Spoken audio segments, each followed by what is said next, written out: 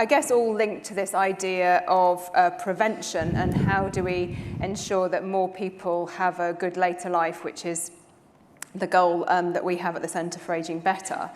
And I think the first that really came through, both from what I also know in more detail from what Natasha found in Japan, is this idea of community support. And that it's so critical to create circles of support, that informal support in our neighbourhoods and places where we live, to really help us with some of those small everyday things that might just otherwise tip us over into needing more formal care, but also that give us meaning and purpose, bring joy to our lives. And it was great to hear Alex and show that slide with a lot of community-based organisations that we're aware of, some of whom we're trying to help evaluate what they're doing, which are really all about this idea of creating connected communities. Intergenerational relationships. I go and volunteer with North London Cares. It's just fantastic. They don't talk about older people, and we're neighbours, and it's about getting to know each other. And so I think there's a lot of really great innovative things going on out there to really build that strong community and social resilience that we heard about. The second was housing. And just the underlying really Alex's point about the need to innovate in how we, in housing. Everything at the moment is very age segregated. This idea that we want to live in a retirement community or that housing needs to be special for older people. I mean, clearly there is a need perhaps for some extra care housing and specialist housing, but for the majority of people, particularly in those years leading up to a point perhaps where health creates a particular need, there are many active years still to be had, but we may experience some limitations with our capacity. And having an accessible home could make a huge difference to our well-being. At the moment, the statistics are that only 7% of the housing stock in this country meets even the most basic accessibility standards. And by that, it means it's visitable. So no steps up to the front door, level threshold, loo on the ground floor, a bit of circulation space to sort of move around. So we've got a very, very low base from which we need things to change. So really needing to change the mainstream housing to make every new house accessible from the start, and to do a lot to convert and adapt our current housing. So lots of innovation needed in housing models. If we don't want to end up in this age segregated institutional sort of care that Alex talked about there. And then the third thing I just wanted to touch on was this point about informal carers, which came through really strongly, that Japan and Germany, I think particularly Germany, thought really hard about valuing informal care.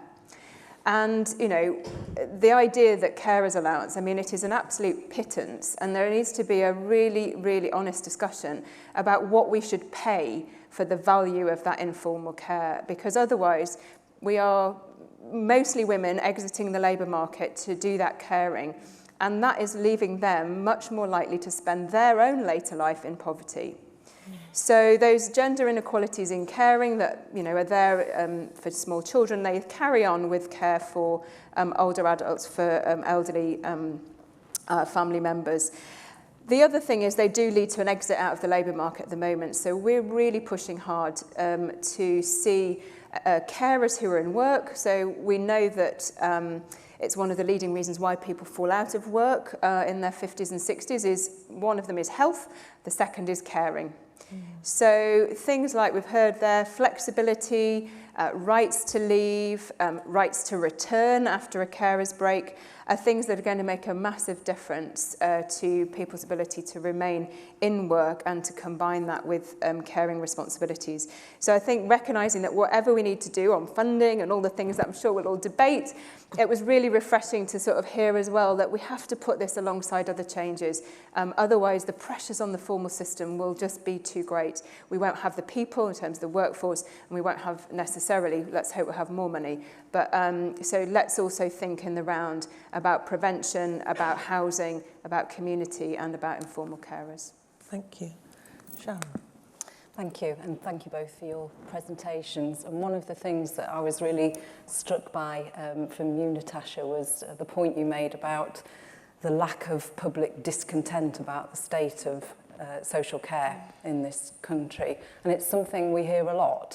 Sir Andrew Dill talked about it this morning. Interestingly, he kept referring to Matt Hancock as the Secretary of State for Health. And there's somebody here from Health Service Journal. I think you call him the Secretary of State for Health but Social Care. And the point was that health can go and say, look, we're going to have a real crisis, there's winter pressures coming, we don't want people on trolleys in corridors. And what we say about social care, and MPs continually say that people don't write to them, their postbags are not full of people, their surgeries are not full of people complaining to them about what's going on or what's not going on in social care. And I think there's two reasons for that. I think one, well, there's probably a lot of reasons, but the two I'm going to share. One is just about the touch. So in social care, we're supporting around 1.6 million people a year. And Caroline will talk about the numbers that we're not supporting because they're not able to find the social care they need.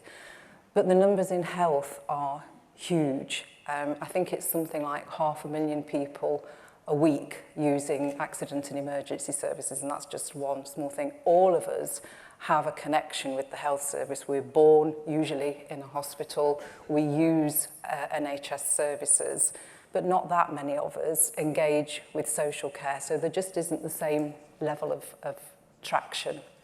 And then there's something about your reference back to the Poor Law, Alex, about whether we are responsible somehow for needing support. And this was brought home to me very forcibly by one of my former board members, who is someone living with long-term conditions, who employs her own team of personal assistants to support her.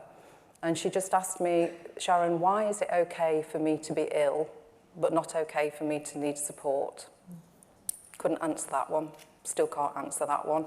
I don't really understand what the difference is. If we start from a basis of citizens who need support, whether that's about their health needs or about their social care needs, we should be providing that in a clear and coherent way. And just to remind us as well, and Alex again portrayed this through his presentation, that social care is not just about older people. Most of the media focus on older people. Actually, more than half of local authorities spend on adult social care is about people between the ages of 18 and 65, people who need support to live a full life. And that could actually be any one of us, couldn't it? Because things happen, and we need to think about how we can provide care and support in our communities that enables all of our fellow citizens, including those close to us and including possibly ourselves, to achieve just that.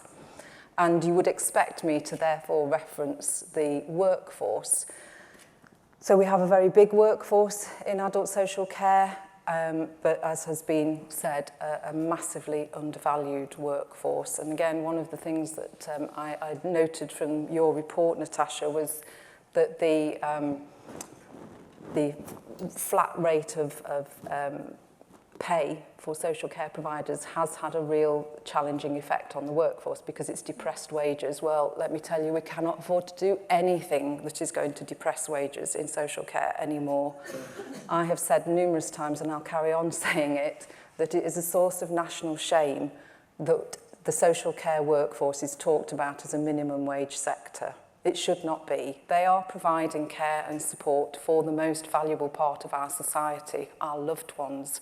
Why do we think it's okay to say that they are only entitled to minimum wage? And while I'm on my soapbox, please don't ever fall into the trap of describing the sector as low-skilled and low-paid. It is the former, it is not the latter. And if I can make one plea to all of you, it's when you go out of here, if ever you hear anybody saying that, you correct them on that. And thirdly, I think there is actually a huge role in prevention for the social care workforce. So social care workers are working alongside people. They are forming deep, long-lasting relationships with people when we can keep them, and we haven't got the churn that Alex talked about.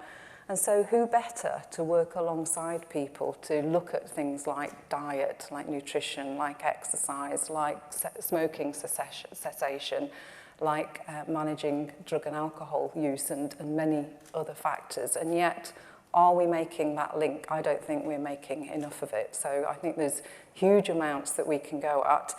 We absolutely need reform.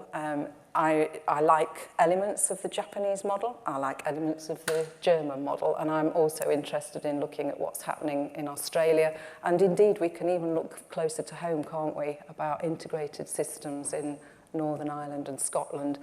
Is it beyond our collective ability to take the best of all of these different models and create something really positive for our future? Well, I don't think so, and I would be very interested in having that conversation.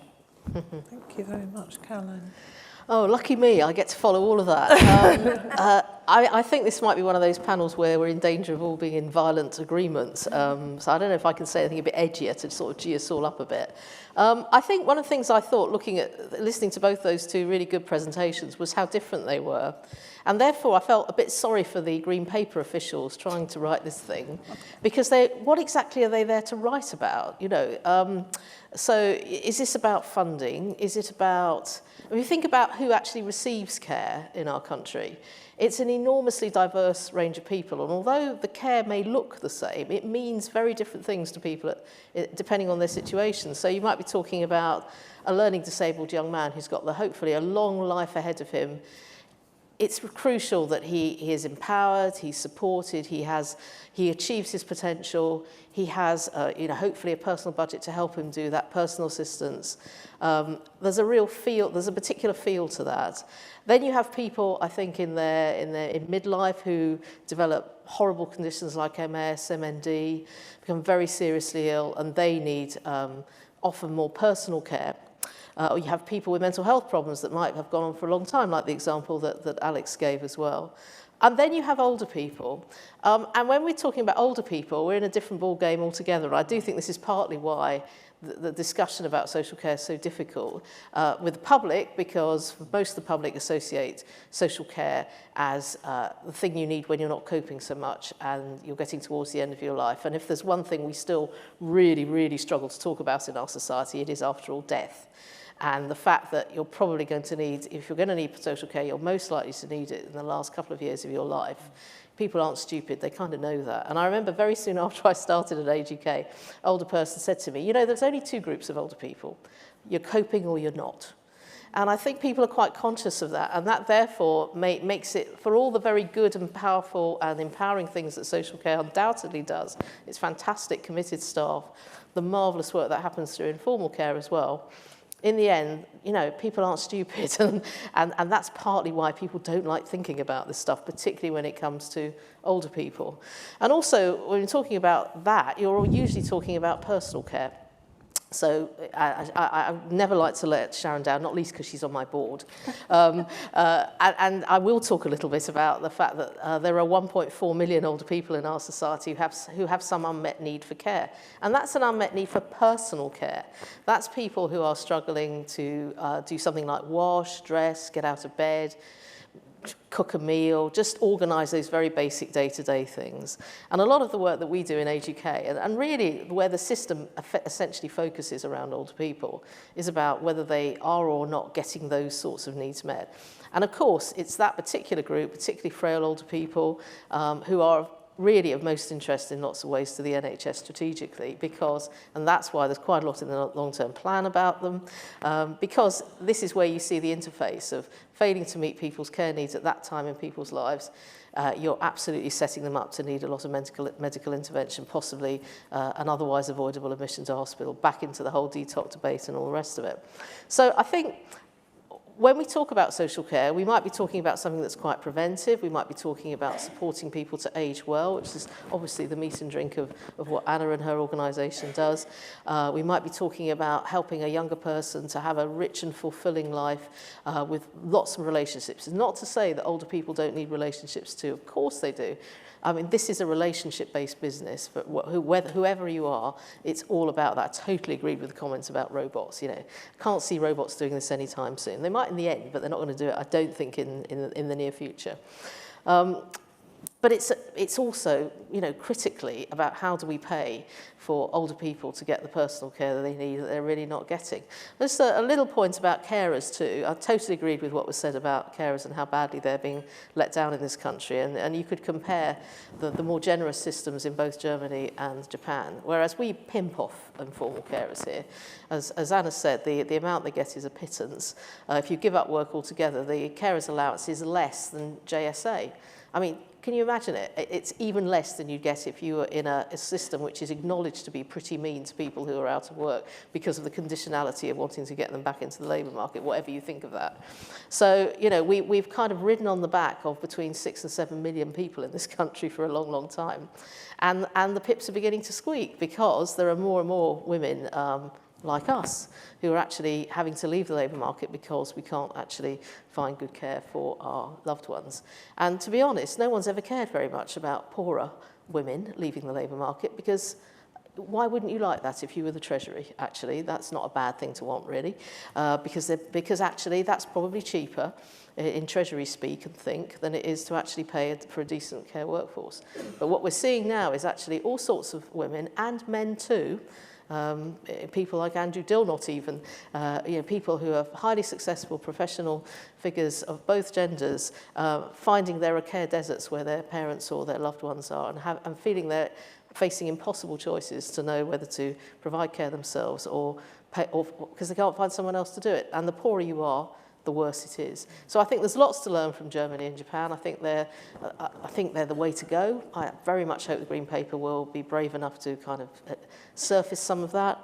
But that's not to say there isn't a place too for all the sorts of things Alex was talking about as well. Fabulous. Now, a chance to have a conversation about that very rich input. So Martin, I think, had his hand up first, and then there. Martin Marshall from UCL and the Royal College of GPs. Thanks very much. Two really brilliant presentations. The idea that we should draw more effectively on the assets that exist within communities and families seems so obviously a good and positive idea. It's remarkable that it's never really quite caught on, despite talking about it for a long time. I wonder whether part of the problem is it's both aligned to a left-wing ideology and a right-wing ideology, and therefore is criticised by everybody. I wonder if the panel has got any solutions as how we can address that. Okay, and we'll just take a second question. Thank you. Jeremy Hughes from the Alzheimer's Society. I just wanted to go back to the Green Paper. I do feel a bit that the Green Paper may be like John Appleby's fax paper, that by the time it comes out, we'll find it's blank, because it's been so long in the waiting. But I think there is a concern that it'll be a sort of like a green herring rather than a green paper. And I'm worried that wrapped up in it will be things that we should just be getting on with anyway, that don't require legislation and don't require consultation. The funding clearly is a big issue, which probably does need some discussion. If we can kickstart that, that would be good. But one of the areas I'm worried about is that, in a sense, the success, or the partial success you might say, but I'd say success of Simon Stevens in securing a financial settlement for the NHS was at the expense of a financial settlement for social care. And the Treasury, and to a degree, 10 Downing Street, seem to reiterate that there is no money for health and social care. I wonder if there's something we should be doing around workforce that starts rebalancing that proportion of money that goes to different areas, picking up on Sharon's point. So if you do take the robotics agenda and look at AI, it's quite clear to my mind that if you look at AI, within 20 years, maybe within 5 years, the bank manager role may well be replaced by a machine, and therefore we should perhaps be paying the care worker, which depends on human skills and engagement, what we're currently paying a bank manager. Now, to be a little bit more controversial, maybe quite a lot of the work of a GP might be replaced by robotics in diagnosis, and maybe more of the money that we currently spend on clinical healthcare workers should go on social care workers. Right, so beginning with the practical challenges of the asset base that Martin flagged up. I mean, Alex, you've probably been closest to that, but then Anna, you might have some reflection. Well, I'll take others as well. Yes, so it does make sense, doesn't it? And I think and yet it doesn't happen. And I think the reason for that is that, or one of the reasons for that is we create the most powerful jobs around the biggest budgets, not around the budgets that you're talking about, the assets out there in the community. So It's probably not surprising, therefore, that we have hugely complex and involved debates around those big areas of cost within the system, because it's easy to there is nobody whose job it is to, certainly at a senior level, to think about the assets. And that's also, I think, comes into why we ignore family carers, despite the fact that we know from Carers UK and others that it's 100 plus billion pounds worth of care that's being provided. But again, that isn't anybody's responsibility in the short term.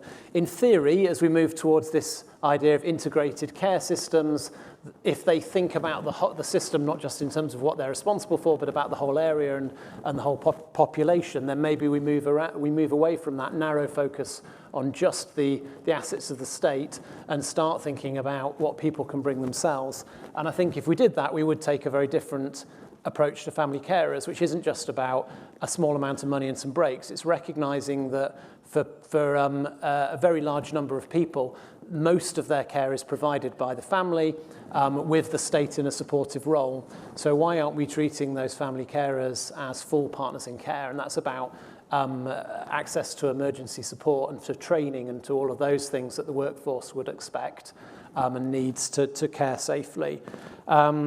So that comes back to what do we value? And if we only value workforce kit and buildings, then we're very unlikely to start acting in the way that you're talking about. But all of us could.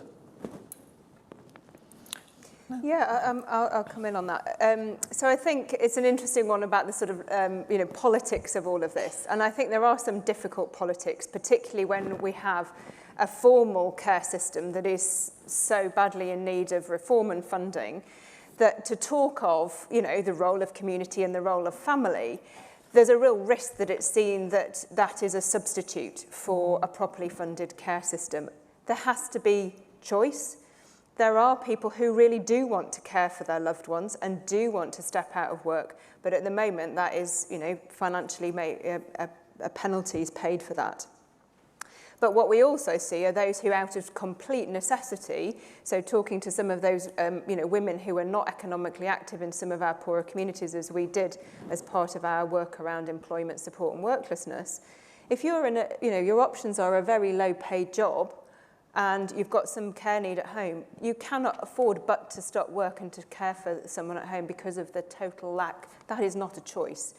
So I do think that we need to be careful about this idea of reliance on family. Clearly, the Germans are a little bit more conservative, small c, when it comes to sort of traditional roles of family. I remember living in Germany, they used to sort of say, the 3 Ks for women, which were Kinder, Küche and Kirche, which stand for children, church and kitchen. And that was really the realm that women were to occupy.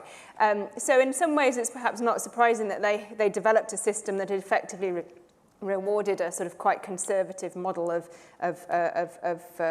people, caring for their loved ones. We saw the opposite in Japan, wanting to get women into the labour market, an economic drive for labour participation. I think in this country we are hopefully further on than Germany in our gender politics, and we have very high labour rates. So I think it would be impossible to go back to a situation of thinking that we can rely on family, but we do need to give those people who actively want to, whether it's as a spouse or for their parent, to be able to care and provide those aspects of care that they want to. And sometimes the very personal aspects, they may actually choose not to for the dignity of the family member. But it's about having, I think, a good balance. And I don't think community can ever substitute for a need, but it's a hugely important part of having strong relationships in a place. Did anyone else want to come in on the practical thing? Or shall we go on to the workforce issue? Yes. But if I can just say something about the community element, I think that we need to think about what we actually mean by that and remember because people are living longer, the complexity of care that they actually need. And for any tweeters in the audience, please stop now, because I never talk about my family publicly, but I will just say that my dad is carer for my mum living with dementia. I was with them last weekend. The man is exhausted. exhausted, and my mum can still bath herself and dress herself. That's about it. So I think we have to be really realistic what we're talking about and what we're expecting of people. Okay, can tweet again now. So I think, Jeremy, you know that I am absolutely passionate about much greater recognition for the social care workforce. And one of the things I think we need to address urgently is parity between the social care and health workforce. And I'm not just talking about money, but let's talk about money for a minute. So if you are a healthcare assistant working in the NHS, you will probably start earning about £17,500 and you'll have an NHS pension and da-di-da-di-da. If you are a care worker in social care, you will likely earn £15,300 and you will have the minimum pension available to you, and you'll probably have to pay for your own uniform if you wear a uniform and your own learning and development. Now, how can that be right? How can that be any kind of basis to try and bring people together and say, we want you to work with the citizen at the absolute heart of what you're doing, they're your focus, and we want you to work alongside each other, side by side, complementing each other's skills and abilities. We have to address the parity issue. I think there are some amazing opportunities through digital applications and robotics, but I agree with Caroline. I'm very pleased to hear you bust that myth of everybody in Japan being looked after by a robot. You know, I think if I get to that stage, I would prefer one of those toilets that does everything for you rather than a person having to do that for me. But if I need someone to put their arm around me or someone to go to the pub with me or whatever else that's social, I would like that to be a human being, and long may that continue. Cool.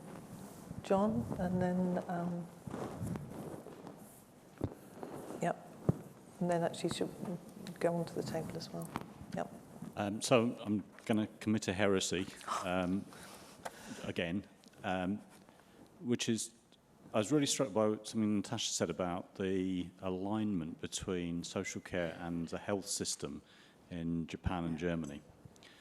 And that was apropos of funding models. But I'm also thinking about structurally.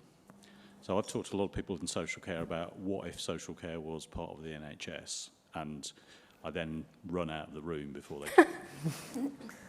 But the reality is that the NHS is a national religion, and local government since 2010 has been a whipping boy for austerity. Sometimes when you're in a really desperate place, and I feel quite uncomfortable about the notion of it, but is it time to have a debate about that? Okay, well, you've got another person on your table just there? Yeah, and then Tom behind you. I'll take the three. Thank you. It's Anne Hagel from the Association for Young People's Health, and my question really is about how we involve young people in the discussions about where social care goes. And Anna said something about age segregation and the increasing amount of age segregation. And of course that works both ways. So if older people are segregated, so are also younger people. And other people have talked about the need for cultural change and a lack of public discontent. But young people in many ways are amongst the most socially conscious. They volunteer the most. As a generation, they are amazingly fantastic at all this stuff. And how can we broaden the conversation so that they are part of our discontent about what is happening in social care and could be part of the solution?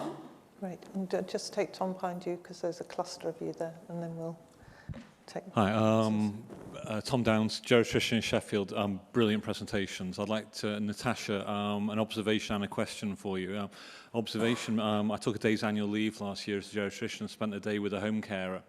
And it was a day I should have taken much earlier in my career. I remember asking her what she liked and didn't like about her job, and she started talking about the phone she had with the app on it. I thought this was going to be what she didn't like, but it wasn't. It's what she liked. It was a beautiful implementation of technology.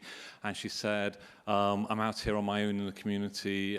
Within 15 minutes, if I'm not where I should be, then somebody's on their way to come and find me. I really like this. And what she said she didn't like was that she didn't feel that district nurses respected her.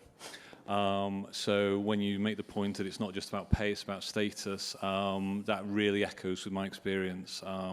There's, for an NHS doctor, that was very embarrassing to hear. My question is last month the BBC Mainstream News carried a story about the doubling of the rate of crime in Japanese pensioners, and they described the main drive for that being that it was obviously culturally absolutely contrary to Japanese culture, and yet it was minor crimes to get short prison sentences, and the case they were making was that they couldn't survive on their benefits while they were in prison. Their benefits continued to get paid, so it allowed them to maintain their lifestyle in their non-prison times. That is in the context of the system that you describe, which obviously their demographics are way ahead of ours, but so much more organised with a collective insurance model. So my question is around where you talked about the population support lacking in the UK. We're not uncomfortable enough. Where is the discomfort going to come from in the UK? We hear a lot of rational discussion going on in this room, and yet something has got to happen that makes us uncomfortable enough to get this sorted out.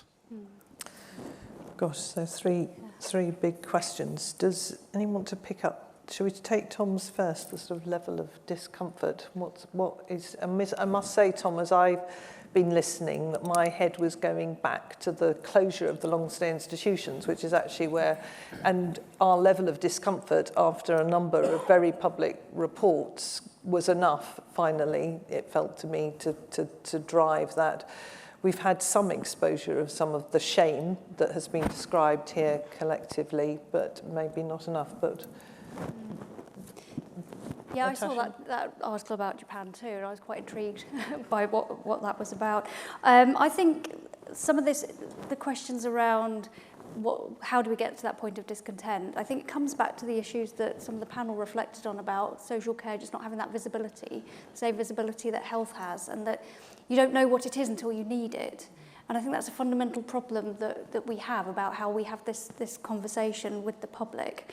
So somehow we have to raise that awareness about what social care does and what it delivers. And I think the key to that is some political leadership, because I think that's really what's lacking here. And just going back to Jeremy's point or question, do we need legislation to deliver this? I think we do, because I think it has to have that national visibility and that backing, cross-party backing to really raise awareness and to make change happen. I don't think we can carry on just doing little bits around the edges. This has to be a fundamental reform that looks across the whole piece. Natasha, while we've got you, do you also want to pick up on John's point about the structural change? The alignment, yeah. I feel a bit conflicted about whether health and social care needs to be integrated. I don't think necessarily. I think it works in Germany and Japan as two separate systems. I think we can have greater alignment between the two systems, but it's not just about the structures. And I think there's learning from wider integration research into that it's not about the structures. It's actually about the working patterns and the working cultures and the communication between different staff groups and organisations.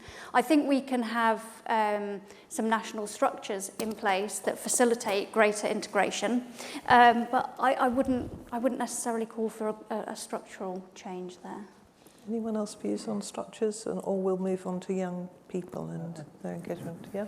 So in terms of alignment, at the moment, if we merged health and social care, we'd merge everything around the local hospital, I think, because I think that's where the power base lies, and that would take us in exactly the opposite direction to the direction we constantly say we want to go towards communities. So I think we should be aligning everything we do around a set of shared well-being goals. But we need to be able to do that rather than just align everything around wherever the biggest public service power base is at the moment. And on status, I think you can't separate the low status of the social care workforce from the low societal status of the people receiving social care. So we have a much deeper issue around how we regard older people and how we regard disabled people. And so there are some really big issues about power there, including having discussions like this and who's in the room for those discussions. But I think that's where some of the approaches around that have given people power, sometimes in the form of money, individual control of money, become a really big part of this, and how we see the status. And just very briefly, if I can, on the young people element, alongside the work we do with Shared Lives, we support something called Home Share, in which an older person with a spare room is brought together with a younger person who needs somewhere to live. So that was sort of thought up largely around loneliness for older people. It's actually equally about loneliness for younger people. And if you talk to the people involved, it's about the relationship. And actually, they do completely change their view of each other. And it makes me feel that actually this idea of kind of intergenerational battles is something we are constructing, not something that's inevitable. Hello, yeah. Yeah, I mean, I would agree absolutely that we have to have, relationships with each other across generations in order to break down any suspicions. But I think that they're overblown in public debate. I mean, we see all sorts of things about, older people sitting in mansions, or, we've moved on from bed blockers to, room blockers, in the sense of, this debate about downsizing. It's complete rubbish. You actually, you ask older people and younger people, and they are all as concerned about these big structural challenges that face us, that the housing market is broken. But they don't blame the older generation for the fact that, house prices have gone through the roof and are shutting them out. The fact is many of us have intergenerational family relationships within our own social circles where we clearly understand these issues and we understand each other.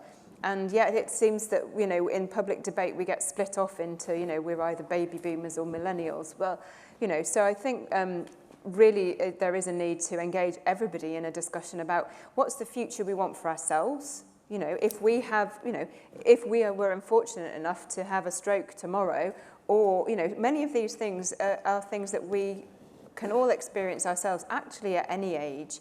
And I think there is a conversation about what is the care that we think in a wealthy society, as Andrew showed us this morning, what are we choosing to spend our money on? And at the moment, we are failing to choose to spend money on giving people dignity, care and support at a time of need. And I think that that is the shame that we should have all of our political leaders saying, you have to do something about this. And I don't have the answer why not. But, if this room isn't angry and going out there and making noise, well, let's at least start by doing that and see where we get. Yeah. And I'd pick up this visibility point too, and pick up Tom's experience of being exposed to the lived reality of some of the lives of some of the people that are then coming into hospital. The number of people that have talked to me about being exposed to the whole of the care pathway, of which they form a segmented part, and the sort of revelation that then gives them about what the intervention points might be, how they are just a small bit of a bigger whole, how actually understanding somebody else's role allows you to work with them in a totally different way. So, again, it's this point about the relationships and understanding to help sort of see some of this stuff, I think is really key. So, where's our next cluster of questions, Dan? The lady there with the microphone.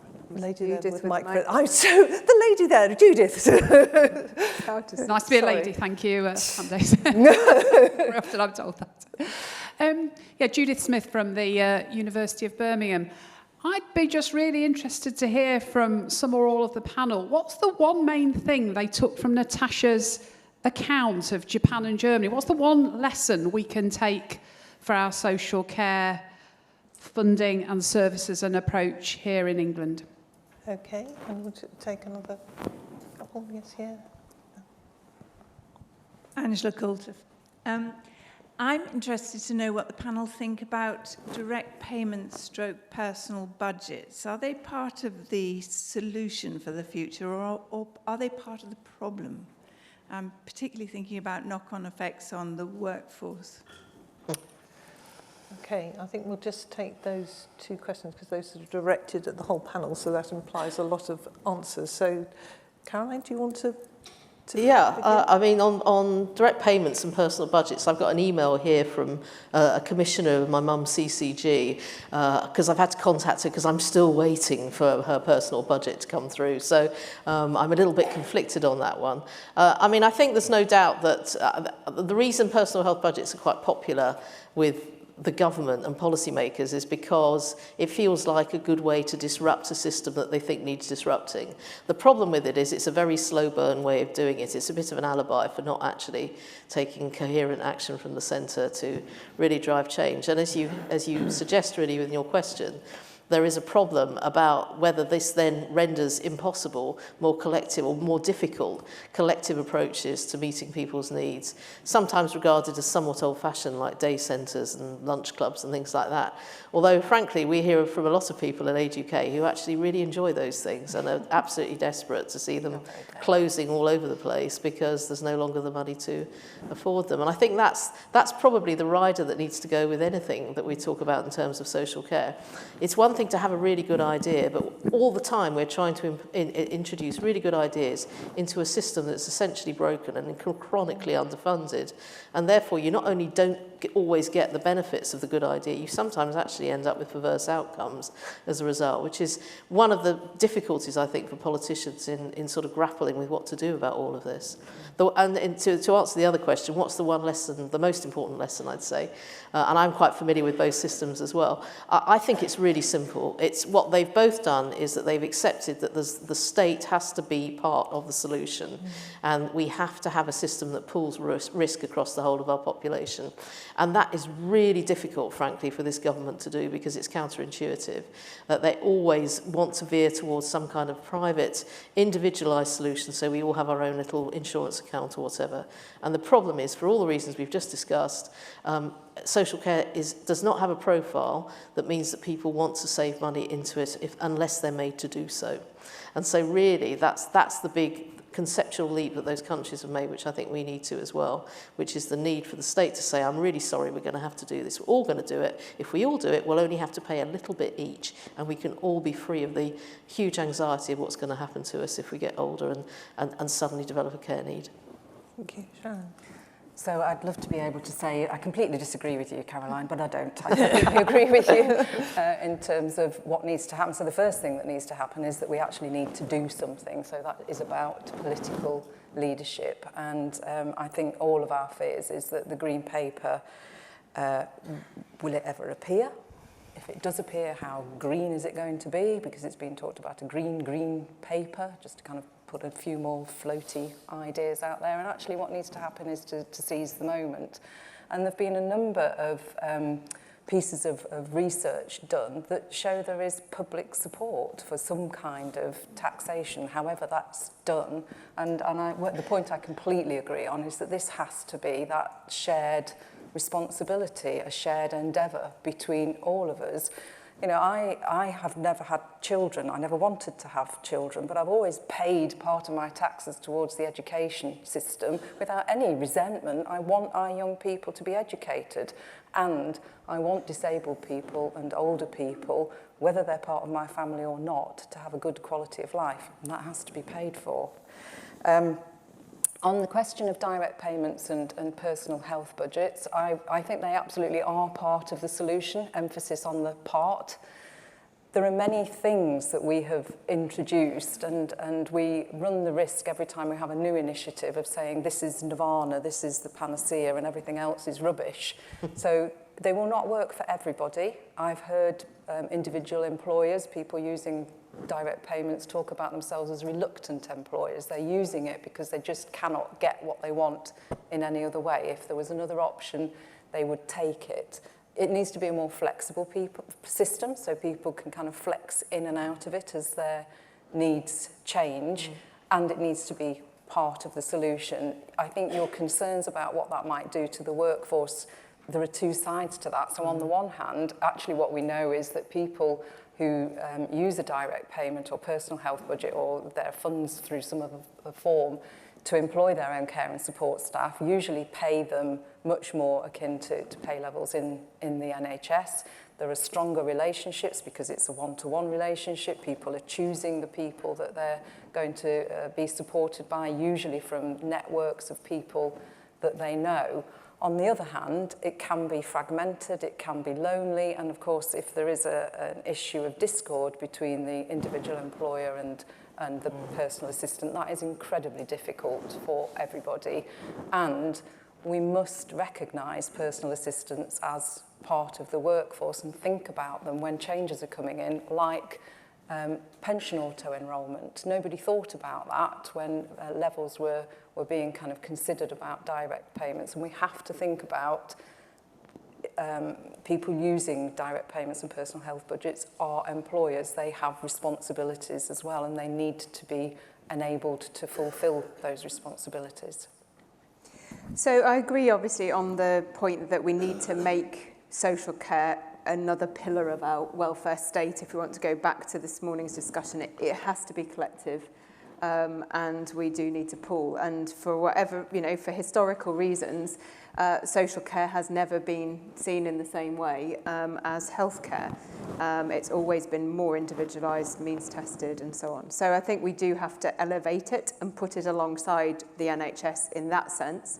I think the other bit I took from the presentation was about the sort of consistency, and that's in two ways: the national assessment and clarity on the benefit. So we focus a lot on the funding and not very much on entitlement, and that's partly because we are very vague about our NHS entitlements too, unlike many of the social health insurance systems that are much more explicit about what you are entitled to. And I think we have to move to much greater national consistency in what is the entitlement and assessment process. That doesn't necessarily mean sort of going the whole hog and merging it with the NHS, as one of the previous people was, I think John was sort of asking. But I think it takes us quite a long way there to sort of start and say, how do we make greater consistency between the NHS and social care? I mean, at the moment, we've got this ridiculous sticking plaster in the middle called NHS continuing care. For most people, it's a mess. And that bill is going up and up and up, unsurprisingly. It's very contested because obviously if you're on the side get on the wrong side of a decision, it can make a very, very big difference to you and your family in terms of finances. So I wouldn't go as far, and especially not if people are tweeting, to say that it should pull social care into the NHS. But I do think that what I took from those presentations was a much greater degree of national consistency and consistency between the NHS and social care in terms of entitlement. Yes, I completely agree with Sharon's points on personal budgets, direct payments. Tens of thousands of people have been able to take control, not just of their services, but of their lives. And we should never contemplate taking that right. That is a human rights issue. It's not about whether it's more efficient or whether it's better for the market. If those people were in this room, and they're probably, if this is going on Twitter, I know that people have often come in when personal budgets have been attacked and said, keep your hands out of your politics out of my life. Because people before were forced to accept substandard services sometimes, and actually being able to take control of that, and again changing the status, has been really helpful for people. And actually, as Sharon said, when that works well and it needs support put around it, it shouldn't be a free-for-all. It can create incredibly fulfilling roles for people within social care as well. I think there's a false dichotomy between either we take a very individualistic kind of market-driven idea of what personal budgets are all about, or we take a collectivist, let's just organise it really well at the state level. There are flaws in both of those models, and we don't actually have to choose between the two. They're both based on a rather gloomy view of human nature, a kind of a right-wing view that says people are selfish, but it's okay, the market will provide, and a left-wing view that says we don't really trust people. If you give them individual power, they'll act selfishly, they won't act collectively. And actually, I think what's happened when people have had the individual control but also support to connect with each other is people have started to do really interesting things. But they've done that at the scale of the household and the community and the small group. So we've seen things like micro-enterprises in areas springing up where hundreds of very small groups of people have got together and have started collectively to produce really quite large amounts of care support, enterprise, innovation. So I think we need to trust people to have individual control, but recognise that we need to connect people with each other, help them to use that in different ways and to think about that in different ways. And there's also a really important equalities issue there as well. If there's no advocacy and no support to make choice, then that becomes a competition between those people who have that budget. If we want that to be something that's accessible to all groups of people, we have to invest in advocacy, we have to invest in brokerage and in ways in which people from all communities can start to make different kinds of choices. Yeah, just to add to that, I completely agree with all those points. In the Japanese system, there's one detail I didn't manage to get in, is that when you're given your virtual budget, you're also assigned a care manager who sits with you and helps you create a care package to help you decide how you're going to allocate your virtual budget between providers. So I think direct payment, whether it's real or virtual, is a problem or solution. I think it very much depends how it's set up, how it's administered, and how people are supported to use it. And on Judith's question, the one thing that we take away, I think it has to come down to the risk pool. It's not all about funding, but I think it starts from there. And that sets the scene, it sets a clear value, and everything flows from there. Now, the two countries I presented use a social insurance system. That might not be the right mechanism for us. They have a precedent of that in their countries, we don't. But the concept of the risk pool is, I think, where we need to start. And that's where we will end. Thank you very much. Good notes.